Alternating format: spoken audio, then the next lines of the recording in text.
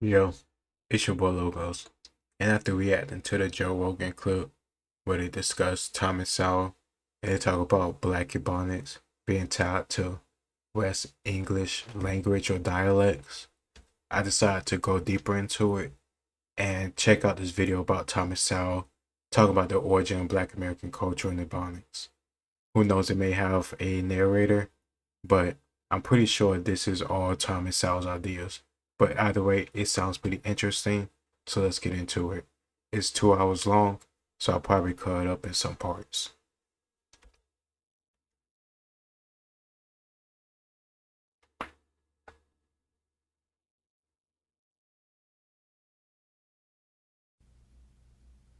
These people are creating a terrible problem in our cities.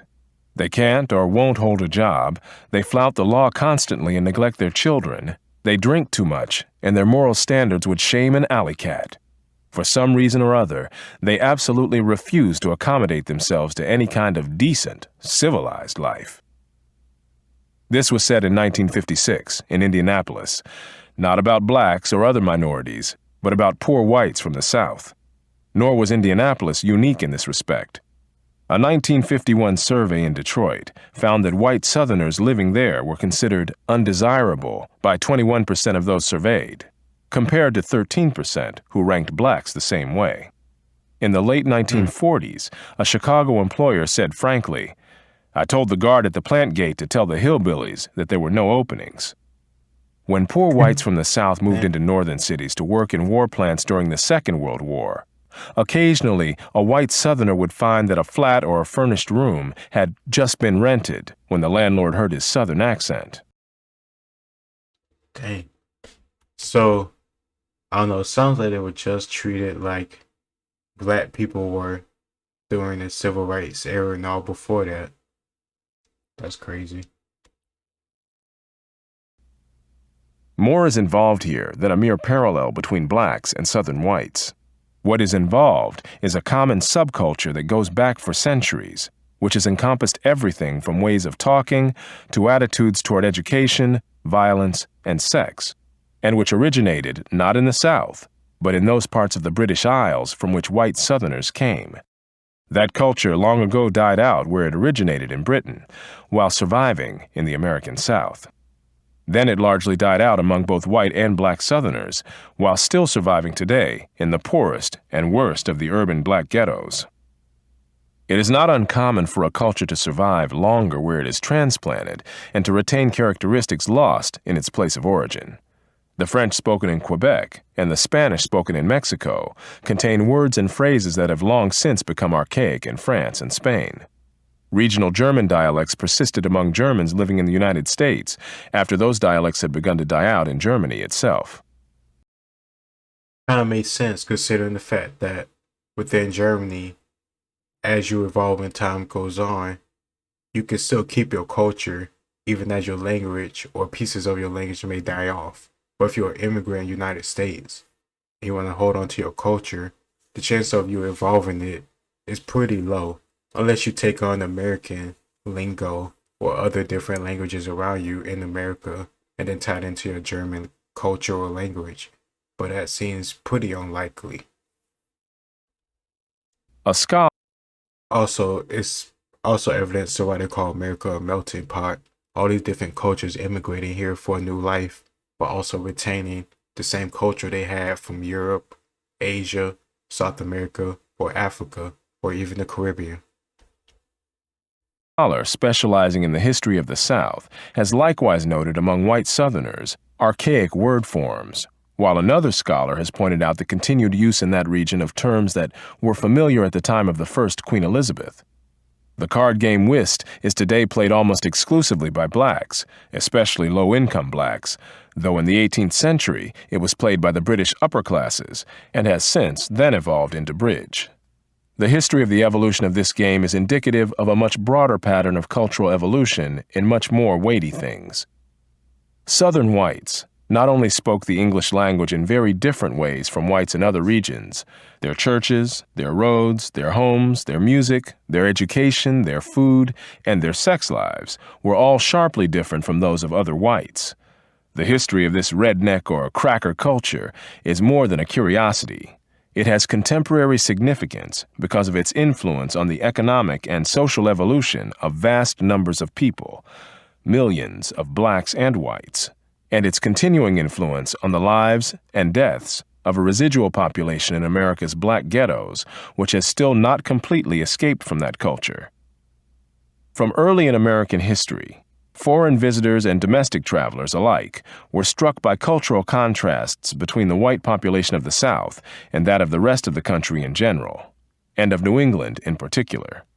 In the early 19th century, Alexis de Tocqueville contrasted white Southerners with white Northerners in his classic Democracy in America, and Frederick Law Olmsted did the same later in his books about his travels through the antebellum South, notably Cotton Kingdom. De Tocqueville set a pattern when he concluded that almost all the differences which may be noticed between the Americans in the southern and in the northern states have originated in slavery. Olmsted likewise attributed the differences between white Southerners and white Northerners to the existence of slavery in the South. So did widely read antebellum Southern writer Hinton Helper, who declared that slavery, and nothing but slavery, has retarded the progress and prosperity of our portion of the Union. Just as they explained regional differences between whites by slavery, so many others in a later era would explain differences between blacks and whites nationwide by slavery. Plausible as these explanations may seem in both cases, they will not stand up under a closer scrutiny of history. It is perhaps understandable that the great overwhelming moral curse of slavery has presented a tempting causal explanation of the peculiar subculture of Southern whites, as well as that of blacks. Yet this same subculture had existed among Southern whites and their ancestors in those parts of the British Isles from which they came, long before they had ever seen a black slave. The nature of this subculture, among people who were called rednecks and crackers in Britain before they ever saw America, needs to be explored before turning to the question of its current status among ghetto blacks and how developments in the larger society have affected its evolution. I didn't even know cracker and redneck was words that were used in England before the 13 colonies or the Mayflower or any other people from England came over to the Americas. That's pretty interesting to find out. And I'm curious to see how that term just managed to last for the past, 300 plus years? I can't remember exactly when England first came and touched down in America, the exact date. But of course, I know when America first came to be 1776. And it's almost 300 years. So before that, I can only estimate. Emigration from Britain, like other migrations around the world, was not random in either its origins or its destinations. Most of the Britons who migrated to colonial Massachusetts, for example, came from within a 60-mile radius of the town of Haverhill in East Anglia. The Virginia aristocracy came from different localities in southern and western England. Most of the common white people of the South came from the northern borderlands of England. For centuries, a no-man's land between Scotland and England, as well as from the Scottish Highlands and from Ulster County, Ireland.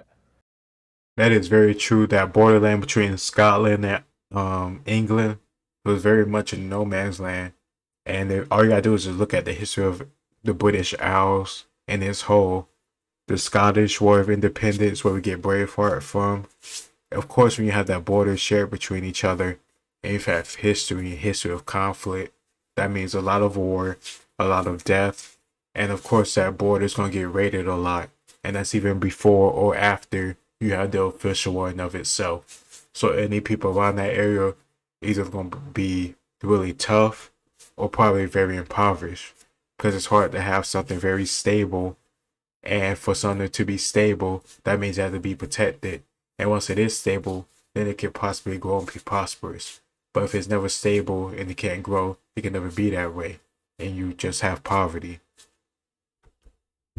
All these fringe areas were turbulent, if not lawless, regions, where none of the contending forces was able to establish full control and create a stable order. Whether called a Celtic fringe or North Britons, these were people from outside the cultural heartland of England, as their behavior on both sides of the Atlantic showed. Before the era of I'm sorry to cut him off again, but another thing about people being right on that border, you usually have shared culture and maybe shared traditions from both sides, plus a little bits of a mix of your own, considering the fact that you're so distant from each. So they could have some stuff from Scottish culture, they could have some stuff from English culture. If they knew that border, they probably have influence from both sides, because both sides want to control more territory, and the easiest way to control a territory is get the one that's closest to you. And especially when you look at the geography of Scotland and England, it is very, I would say, advantageous to control that area very close around Scotland on the edge or the border next to England because of the funnel type geography that it has. modern transportation and communication, sharp regional differences were both common and persistent.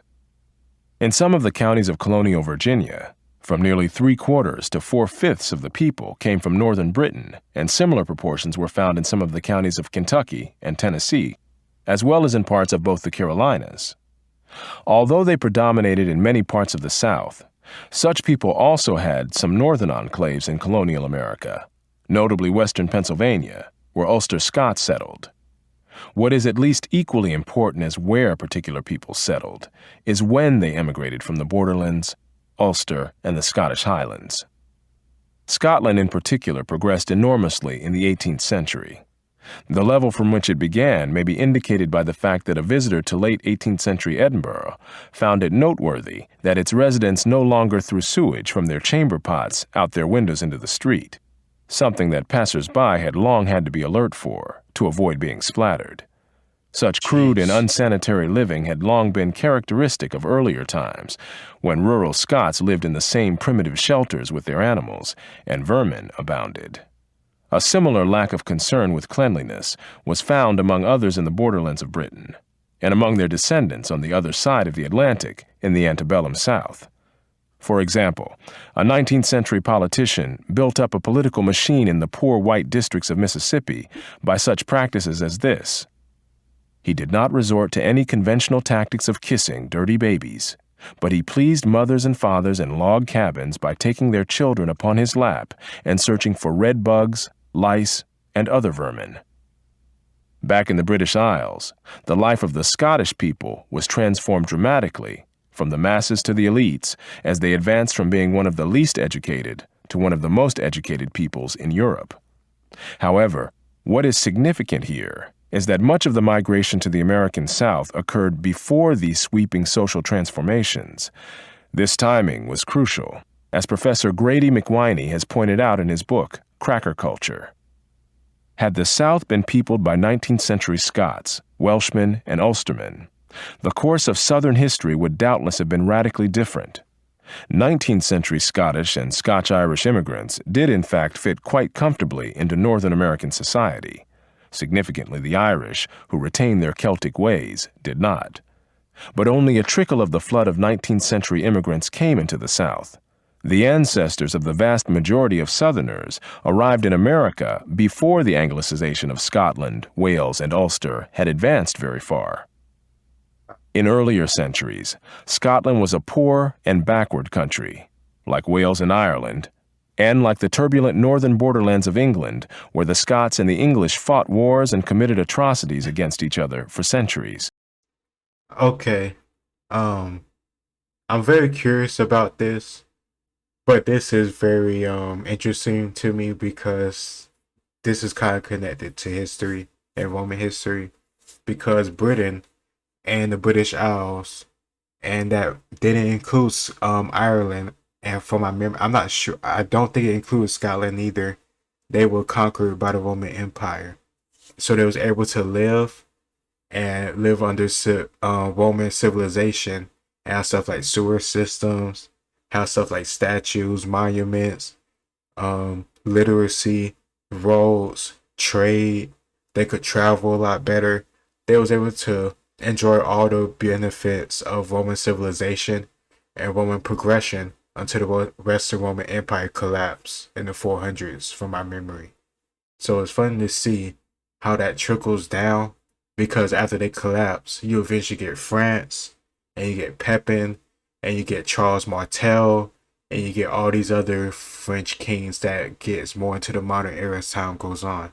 But it only comes after the rest of the Roman Empire collapse, and Rome is able to make Gaul, France, much more modernized and much more civilized in comparison to how they were living.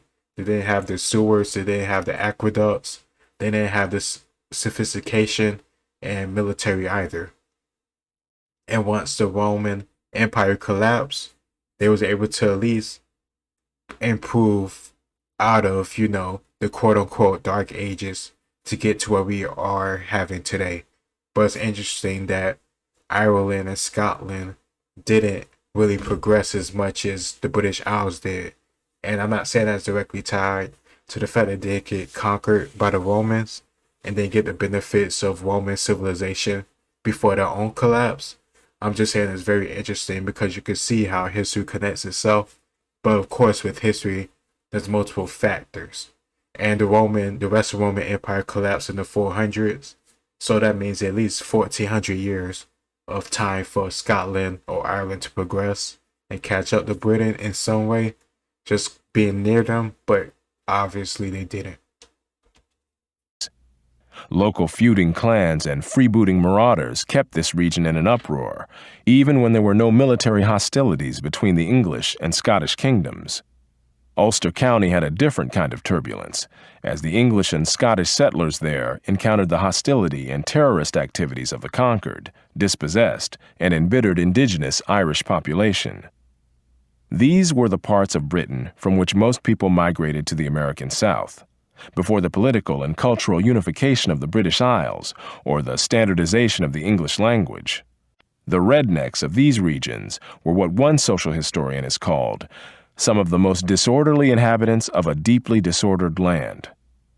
In this world of impotent laws, daily dangers, and lives that could be snuffed out at any moment, the snatching at whatever fleeting pleasures presented themselves was at least understandable.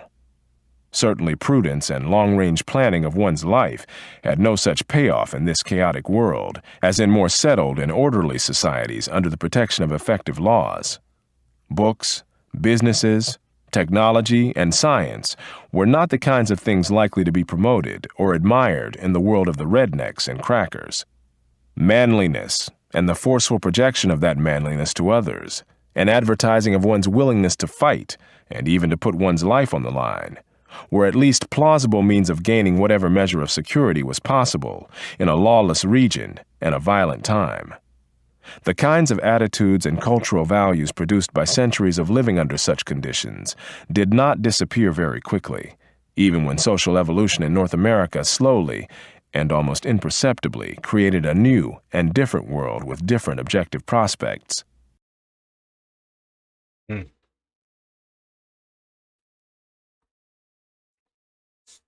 I don't know. Like I'm interested to hear more about it, but I don't know. History is very fluid. There are many factors that go into it, so I'm curious to see how the Irish and Scottish and their history, and maybe not advancing as much as British and other people did, especially around the borderlands, could have something tied to modern America and modern Black culture, especially within the inner cities.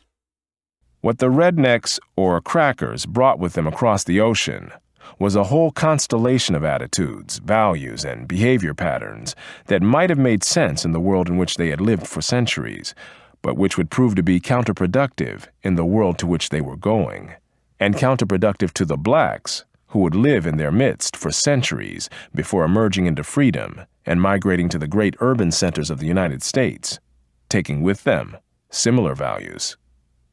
The cultural values and social patterns prevalent among Southern whites included an aversion to work, proneness to violence, neglect of education, sexual promiscuity, improvidence, drunkenness, lack of entrepreneurship, reckless searches for excitement, lively music and dance, and a style of religious oratory marked by strident rhetoric, unbridled emotions, and flamboyant imagery. Damn, that does sound a lot like black culture nowadays, especially, the music and, the attitude, education, the sets. It's just, I don't know, just hitting check marks for black culture nowadays. This oratorical style carried over into the political oratory of the region in both the Jim Crow era and the Civil Rights era, and has continued on into our own times among black politicians, preachers, and activists. Touchy pride, vanity, and boastful self-dramatization were also part of this redneck culture among people from regions of Britain where the civilization was the least developed. They boast and lack self-restraint, Olmsted said, after observing their descendants in the American antebellum South. While Professor Grady McWhiney's cracker culture is perhaps the most thorough historical study of the values and behavioral patterns of white Southerners, many other scholarly studies have turned up very similar patterns, even when they differed in some ways as to the causes. Professor David Hackett Fisher's Albion Seed, for example, challenges the Celtic connection thesis put forth by Professor McWhiney, but shows many of the same cultural patterns among the same people, both in Britain and in the American South. Popular writings of the 19th and 20th centuries have likewise described similar behavior, including the Indianapolis residents' comments on white Southern migrants to that city, which sound so much like what many have said about ghetto blacks. Yep. None of this is meant to claim that these patterns have remained rigidly unchanged over the centuries, or that there are literally no differences between whites and blacks in any aspects of this subculture. However, what is remarkable is how pervasive and how close the similarities have been. Centuries before black pride became a fashionable phrase, there was cracker pride, and it was very much the same kind of pride.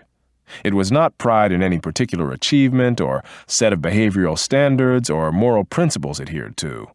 It was instead a touchiness about anything that might be even remotely construed as a personal slight, much less.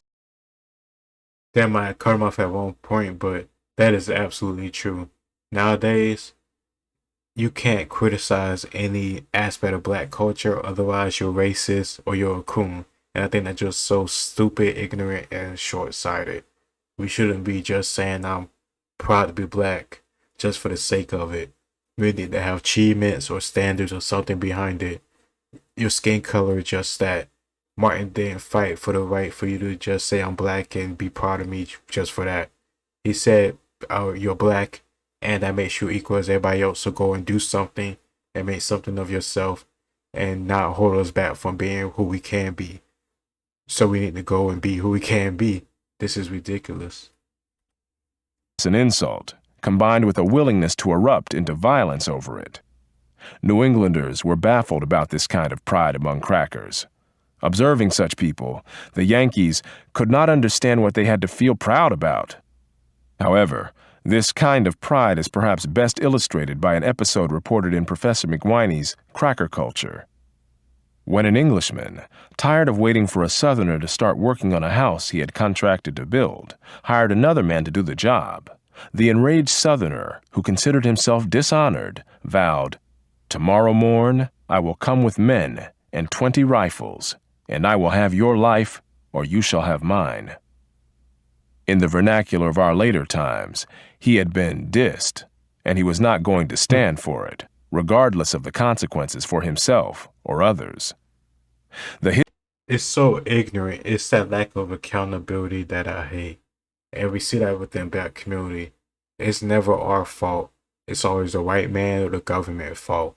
But at the same time, we want the white man and the government to come swoop in and give us some type of handout to get us out of a situation, instead of analyzing ourselves and our behavior and the people within our communities, and this stuff we need to stop doing. History of the antebellum South is full of episodes showing the same pattern, whether expressed in the highly formalized duels of the aristocracy or in the no-holds-barred style of fighting called rough and tumble among the common folk, a style that included biting off ears and gouging out eyes. It was not simply that particular isolated individuals did such things. Social approval was given to these practices, as illustrated by this episode in the antebellum South. A crowd gathered and arranged itself in an impromptu ring. The contestants were asked if they wished to fight fair or rough and tumble. When they chose rough and tumble, a roar of approval rose from the multitude. This particular fight ended with the loser's nose bitten off, his ears torn off, and both his eyes gouged out, after which the victor himself, maimed and bleeding, was chaired round the grounds to the cheers of the crowd. I'm sorry to cut them off again, but that's so ridiculous. They just threw their lives away and permanently fucked up their bodies and cut their lifespan short. And the dude on the ground probably just ended it just over a fight and the cheer on the crowd of ignorant, stupid people who don't really know them or care about them. They just want to be entertained. Funny enough, what that remind you of? Maybe what I talk about when I talk about gangster rap and how people in gangs and stuff in our communities just kill each other over nonsense and we brag about it or put people on covers or t-shirts or on social media living this dumbass lifestyle that does nothing but kill each other or poison our communities. It's very interesting. They literally killed and maimed each other for the approval of strangers, and we have people doing ignorant shit for the sake of social media, and that's what our culture says what makes a black man hard or really black. And if you don't do that, you're either acting right or you're acting like an Uncle Tom or some other ignorant nonsense. Rough and tumble style of fighting was also popular in the southern highlands of Scotland, where grabbing an opponent's testicles and attempting to castrate him by hand was also an accepted practice. Scottish Highlanders were, in centuries past, part of the Celtic fringe, or North Britons, outside the orbit of English culture, not only as it existed in England, but also in the Scottish lowlands. The Highlanders lagged far behind the lowlanders. I'm sorry, I just love military history so much. So the bottom corner, the bottom is what I meant by like how that borderland is a very strategic place because it's such a funnel, such a small gap. So if you can hold that area and secure it and take care of the natural resources and the people within it and maybe set up some walls is very valuable. So you want to keep fighting over and over again, take that territory. But you also got to worry about the little islands around Britain and around Scotland that could help land troops around that area. But at the same time, they'll be isolated. So it really does help to control that land. So if somebody does invade you, they'll be funneled into that small gap. So fortresses or gates that you have set up. Also in the Scottish lowlands. The Highlanders lagged far behind the lowlanders in education and economic progress, as well as in the speaking of the English language, for Gaelic was still widely spoken by Highlanders in the 19th century, not only in Scotland itself, but also in North Carolina and in Australia, where immigrants from the Scottish Highlands were unable to communicate with English-speaking people, including lowland Scots who had also immigrated. In the Hebrides Islands off Scotland, Gaelic had still not completely died out in the middle of the 20th century. What is important in the pride and violence patterns among rednecks and crackers was not that particular people did particular things at particular times and places, nor is it necessary to attempt to quantify such behavior. What is crucial is that violence growing out of such pride had social approval. As Professor McWhiney pointed out, men often killed and went free in the South, just as in earlier times they had in Ireland and Scotland. As one observer in the South noted, enemies would meet, exchange insults, and one would shoot the other down, professing that he had acted in self-defense because he believed the victim was armed. When such a story was told in court, Yeah, that sounds real familiar. in a community where it is not a strange thing for men to carry about their person's deadly weapons. I'm sorry, but I think that's a law in Texas that if somebody insults you, you can still shoot them down. Each member of the jury feels that he would have done the same thing under similar circumstances, so that in condemning him, they would but condemn themselves. The actions of Southern courts often amazed outsiders, Professor McWhiney said. But what may be even more revealing of widespread attitudes were the cases that never even went to trial. As another study of white Southerners put it, to many rural Southerners, Rather than a set of legal statutes, justice remained a matter of societal norms allowing for respect of property rights, individual honor, and a maximum of personal independence. Any violation of this pattern amounted to a breach of justice requiring a specific response from the injured party. Upon learning that a youthful neighbor had approached his wife in an overly friendly manner, Robert Leard of Tangipahoa, Louisiana, promptly tracked the young man down and killed him. Under the Piney Woods Code of Justice, anything less would have invited shame and ridicule upon the Leard family. Intensity of personal pride was connected by Olmsted with the fiend-like street fights of the South. He mentioned an episode of public murder with impunity. A gentleman of veracity, now living in the South, told me that among his friends he had once numbered 2 young men who were themselves intimate friends, till one of them, taking offense at some foolish words uttered by the other, challenges him. A large crowd assembled to see the duel, which took place on a piece of prairie ground. The combatants came armed with rifles, and at the first interchange of shots, the challenged man fell disabled by a ball in the thigh. The other, throwing down his rifle, walked toward him, and kneeling by his side, drew a bowie knife and deliberately butchered him.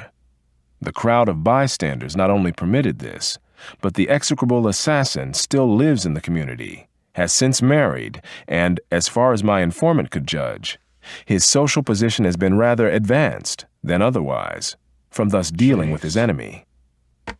Again, it's just a barbaric and savage way to go about your conflicts, to just go and get a weapon and kill them up front. You could at least try to talk it out, come some type of resolution, or not fuck with each other. But instead you want to just grab a weapon and kill somebody and risk dying yourself. It's so stupid. What is important here is not the isolated incident itself, but the set of social attitudes which allowed such incidents to take place publicly with impunity. The killer knowing in advance that what he was doing had community approval. Moreover, such attitudes went back for centuries on both sides of the Atlantic, at least among the particular people concerned. During the era when dueling became a pattern among upper-class Americans, between the Revolutionary War and the Civil War, it was particularly prevalent in the South. As a social history of the United States noted, of Southern statesmen who rose to prominence after 1790, hardly one can be mentioned who was not involved in a duel. Editors of Southern newspapers became involved in duels so often that cartoonists depicted them with a pen in one hand and a dueling pistol in the other. Most duels arose not over substantive issues, but over words considered insulting. At lower social levels, Southern feuds such as that between the Hatfields and the McCoys, which began in a dispute over a pig and ultimately claimed more than 20 lives, became legendary. It has been estimated. If you don't know about that, check out this History Channel documentary I think they did on it. I think like maybe 5-6 years ago. It's pretty interesting. It's 2 feuding families basically kill each other over and over and over again. And that shit takes so long to finally end. And I think they finally made peace, but I don't know. I may rewatch it again pretty soon. That, while at least 3/4 of the settlers in colonial New England originated in the lowland southeastern half of Britain, a similarly large proportion of the population of the South originated in the Scottish Highlands, Ireland, Wales, or the northern and western uplands of England. Those arriving from Ireland in colonial times would have been from Ulster County, where Scots and Englishmen settled, since substantial immigration of the indigenous Irish did not begin until near the middle of the 19th century. Radically different cultures could develop and persist during this era before transportation and communication developed to the point of promoting widespread interactions among people in different regions. In colonial America, the people of the English borderlands and of the Celtic fringe were seen by contemporaries as culturally quite distinct and were socially unwelcome. Mob action prevented a shipload of Ulster Scots from landing in Boston in 1719, and the Quaker leaders of eastern Pennsylvania encouraged Ulster Scots to settle out in western Pennsylvania, where they acted as a buffer to the Indians, as well as being a constant source of friction and conflict with the Indians. It was not just in the North that crackers and rednecks were considered to be undesirables. Southern plantation owners with poor whites living on adjoining land would often offer to buy their land for more than it was worth in order to be rid of such neighbors. Because there were no racial differences to form separate statistical categories for these North Britons and for other whites who settled in the South, or in particular enclaves elsewhere, indirect indicators must serve as proxies for these cultural differences. Names are among these indicators. Edward, for example, was a popular name in Virginia and in Wessex, England, from which many Virginians had emigrated. But the first 40 classes of undergraduates at Harvard College contained only one man named Edward. It would be nearly 2 centuries before Harvard enrolled anyone named Patrick, even though that was a common name in western Pennsylvania, where the Ulster Scots settled. This says something not only about the social and geographic differences of the times, but also about how regionalized the naming patterns were then. In contrast, I think the name Edward has a lot to do with the fact that King Edward was a common name throughout British royal history, going about centuries and centuries before America was even known about or discovered. So it made sense that the people that was from the more educated places of Virginia had like names like Edward compared to the people of I think you said West Virginia or other places like that who were less educated, who didn't have any names like Edward. They just didn't have the British royal family, or I guess British history on the pedestal too, on top of their own cultural biases and cultural distinctions that made them separated from, Southern Britain, which was much more wealthy and in comparison, quote unquote, much more civilized. Contrast to the fact that no one today finds it particularly strange when an Asian American has such non-Asian first names as Kevin or Michelle. Even where there was no conflict or hostility involved, Southerners often showed a reckless disregard for human life, including their own. For example, the racing of steamboats that happened to encounter each other on the rivers of the South often ended with exploding boilers, especially when the excited competition led to the tying down of safety valves in order to build up more pressure to generate more speed. An impromptu race between steamboats that encountered each other on the Mississippi illustrates the pattern. On board one boat was an old lady who, having bought a winter stock of bacon, pork, etc., was returning to her home on the banks of the Mississippi. Fun lovers on board both boats insisted upon a race. Cheers and drawn pistols obliged the captains to cooperate. As the boats struggled to outdistance each other, excited passengers demanded more speed. Despite every effort, the boats raced evenly until the old lady directed her slaves to throw all her casks of bacon into the boilers. Her boat then moved ahead of the other vessel, which suddenly exploded. Clouds of splinters and human limbs darkened the sky. On the undamaged boat, passengers shouted their victory.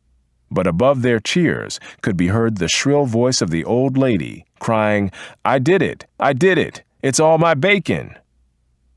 On the Mississippi and other western rivers of the United States, as it existed in the early 19th century, it has been estimated that 30% of all the steamboats were lost in accidents. Part of this may have been due to deficiencies in the early steamboats themselves, but much of it was due to the recklessness with which they were operated on southern rivers. The comments of a fireman on a Mississippi steamboat of that era may suggest why a river voyage was considered more dangerous than crossing the Atlantic, at a time when sinkings in the Atlantic were by no means rare. "Talk about northern steamers," the fireman of a Mississippi steamboat sneered to an Eastern traveler in 1844. "You don't need no spunk to navigate them waters. You ain't bust a boiler in 5 years. But I tell you, stranger, it takes a man to ride one of these half-alligator boats, head on a snag, high pressures, valve soldered down, 600 souls on board, and in danger of going to the devil." This was no mere idle talk. Among the steamboat explosions in the South, one on the Mississippi in 1838 killed well over 100 people, and another near Baton Rouge in 1859 killed more than half of the 400 people on board and badly injured more than half the survivors. Southerners were just as reckless on land, whether in escapades undertaken for the excitement of the moment or in the many fights and deaths resulting from some insult or slight among people touchy about their honor and dignity.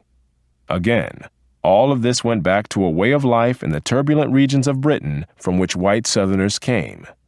Nor is it hard to recognize in these attitudes clear parallels to the behavior and attitudes of ghetto gangs today, who kill over a look or a word or any action that can be construed as dissing them.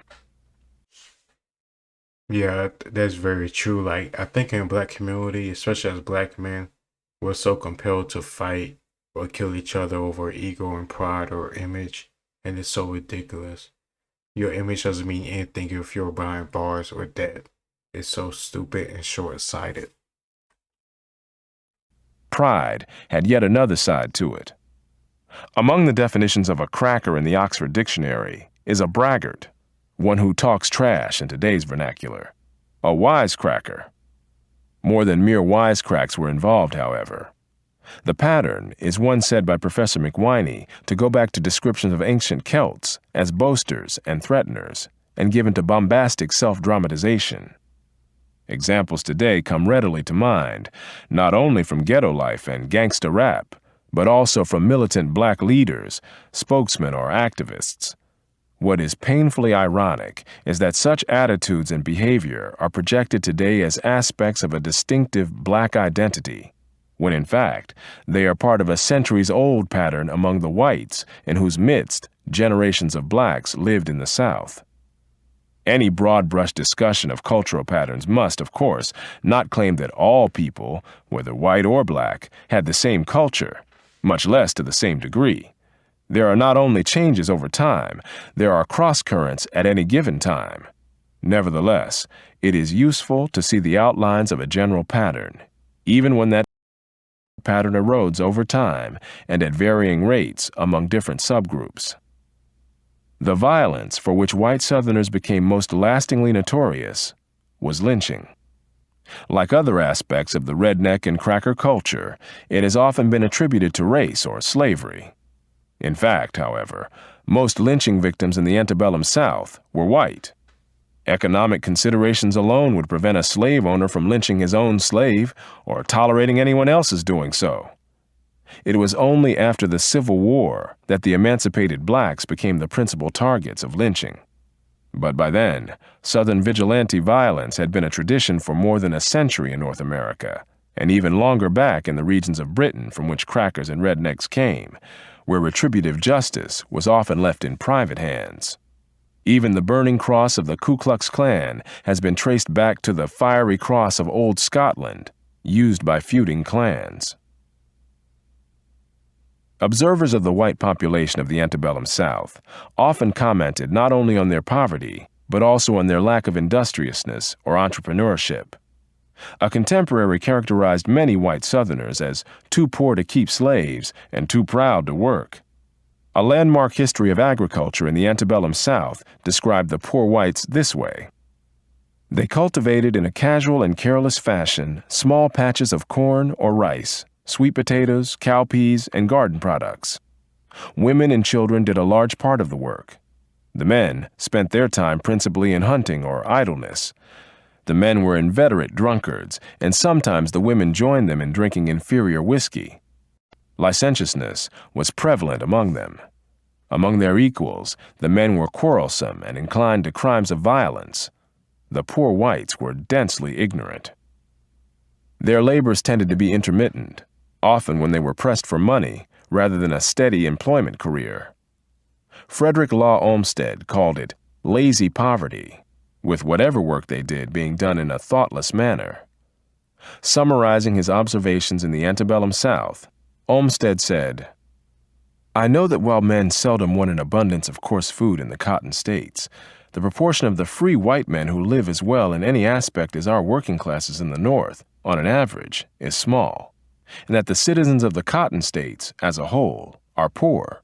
They work little, and that little, badly. They earn little, they sell little, they buy little, and they have little, very little, of the common comforts and consolations of civilized life. Their destitution is not material only, it is intellectual, and it is moral.